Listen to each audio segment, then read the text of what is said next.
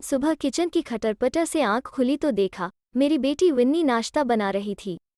मैंने उसे मीठी झिड़की देते हुए कहा, तूने मुझे उठाया क्यों नहीं? जा, बाकी का काम मैं करती हूँ, तू ऑफिस के लिए तैयार हो जा। मैंने सोचा आज अच्छा सा नाश्ता बनाकर आपको सरप्राइज देती हूँ। फिर मैंने कहा, बेटा मैं भी थोड़ा सा काम निपटा कर तैयार हो जाती हूँ, तू मुझे शालिनी आंटी के घर पर छोड़ देना, ठीक है? वो मेरी बात सुनकर मुस्कुरा दी और बोली, अच्छा वही जो परसों पापा के साथ आपको मॉल में मिली थी, आपकी बचपन की सहेली। कार में बैठकर विन्नी ने शालिनी से उसका पता पूछा। उसका घर उसके ऑफिस के रास्ते में ही था। शालिनी अपने घर के दरवाजे पर ही मेरी प्रतीक्षा कर रही थी। विन्नी ने बाहर से ही विदा लेनी चाही तो शालिनी ने उससे कहा, नहीं, पहली बार घर आई है, थोड़ी देर तो रुकना ही पड़ेगा, और उसका हाथ पकड़कर उसे अंदर ले आई।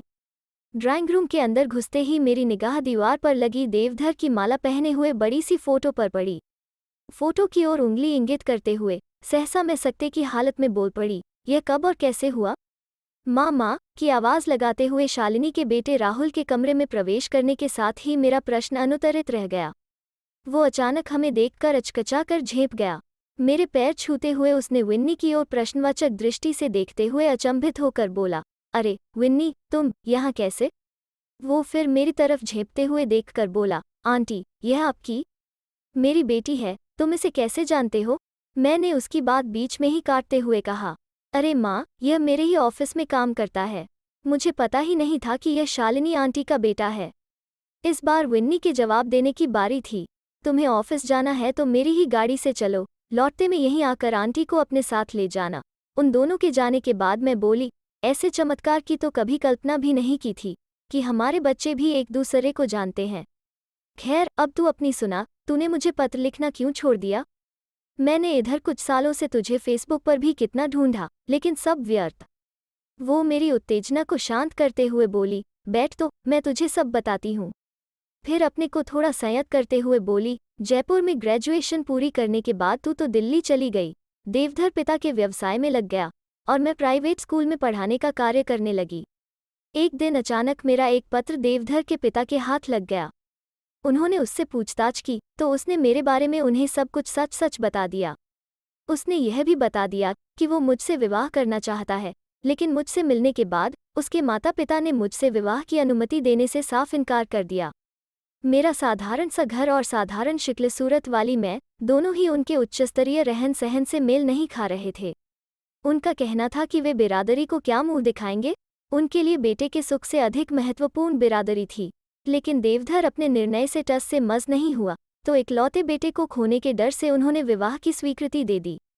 विवाह तो हो गया, लेकिन उन्होंने मुझे कभी मन से स्वीकार नहीं किया। मैंने हर तरीके से उनको खुश रखने की कोशिश की, लेकिन उनकी कल्पना में बसी बहू का स्थान मैं कभी नहीं ले सकी। विवाह के 2 साल के अंदर मेरी गोद में राहुल आ गया। अभी हम उसका पहला जन्मदिन भी नहीं मना पाए थे कि अचानक देवधर की कार दुर्घटना में मृत्यु हो गई। उसके बाद तो मेरे सास ससुर ने मुझे यह कहकर प्रताड़ित करना शुरू कर दिया कि मेरा मनहूस साया पड़ने के कारण ही उनके बेटे की असमय मृत्यु हो गई है। मेरा ससुराल में रहना दूभर हो गया था, इसलिए मैं अपने माता पिता के पास लौट गई। मैंने फिर से स्कूल में पढ़ाना शुरू कर दिया।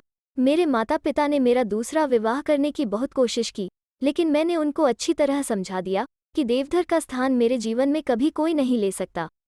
मेरे माता पिता मेरे दुख से अंदर ही अंदर घुलकर एक के बाद एक इस संसार से विदा हो गए। उस समय राहुल की उम्र 14 वर्ष थी। समय बीतता गया और राहुल की पिलानी से इंजीनियरिंग की पढ़ाई पूरी करने के बाद बेंगलुरु की एक कंपनी में नौकरी लग गई। राहुल की नौकरी लगने के बाद मैं भी जयपुर छोड़कर उसके साथ रहने के लिए बेंगलुरु चली गई। लेकिन बेंगलुरु से यहाँ पूना कब और क्यों आई, इसके पीछे भी एक बहुत बड़ा कारण है।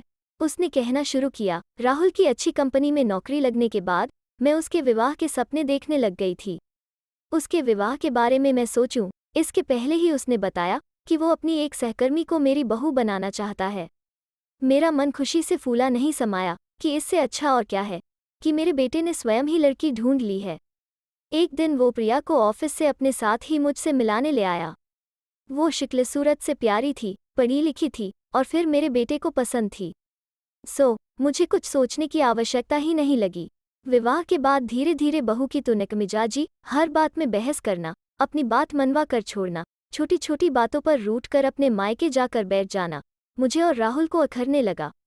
मैंने उसे बहुत समझाने की कोशिश की कि विवाह एक समझौता होता है, लेकिन वो मेरी बात अनसुनी कर देती थी।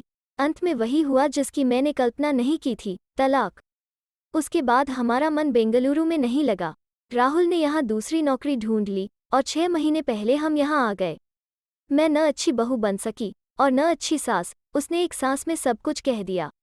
अब तू अपने तथा अपने परिवार के बारे में भी तो कुछ बता, उसने थोड़ा तटस्थ होकर उत्सुकता से पूछा। प्रत्युत्तर में मैंने बताया, मेरा तो जीवन सीधा सपाट है।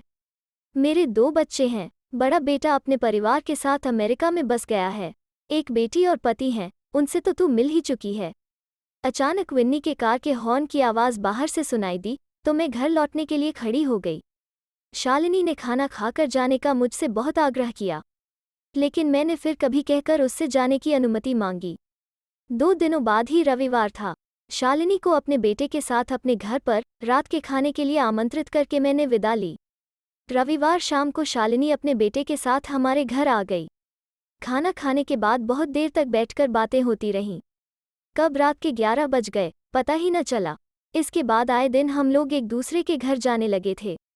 एक दिन मैंने विन्नी से कहा, मैं चाहती हूँ कि अब तेरी शादी होनी चाहिए। तुझे कोई पसंद है तो बता दे, नहीं तो मैं कोशिश करूँ। वो जैसे इसी मौके की ताक में ही थी। बिना किसी भूमिका के सपाट स्वर में बोली, मम्मा, मैं और राहुल आपस में शादी करना चाहते हैं।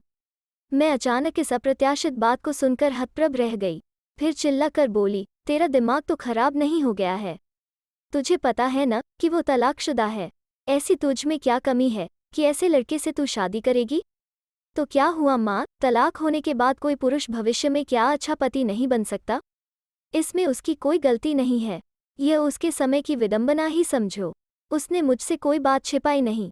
मुझे तो वो पहले ही बहुत पसंद था, लेकिन जब पता लगा कि उसकी माँ आपकी बचपन की सखी हैं, तो मुझे अपने रिश्ते पर गर्व होने लगा। और क्या गारंटी है कि अविवाहित लड़के के साथ मैं खुश ही रहूंगी? मैंने अपने पति को बात कही तो मेरे पति सारी स्थिति समझकर बोले, समय बहुत बदल गया है। विन्नी पढ़ी लिखी लड़की है। इसको अपनी पसंद का जीवनसाथी ढूंढने का पूरा अधिकार है।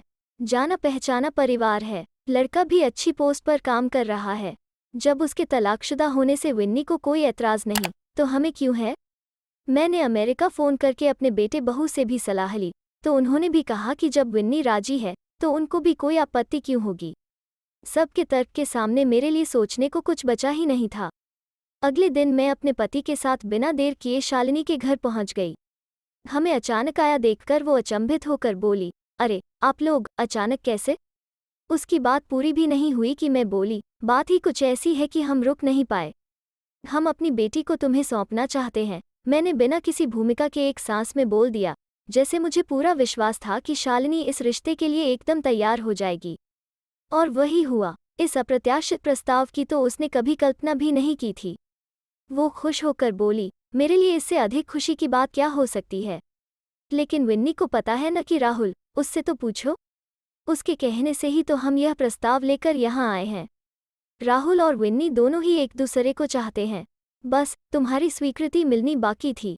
और हर्षातिरेक में हम दोनों सखियां एक दूसरे से लिपट गईं। मैंने हंसते हुए कहा, शालिनी, तुझे याद है, हमने आपस में कई बार कहा था कि हम अपने बच्चों की शादी आपस में करके एक दूसरे से रिश्तेदारी जोड़ लेंगे।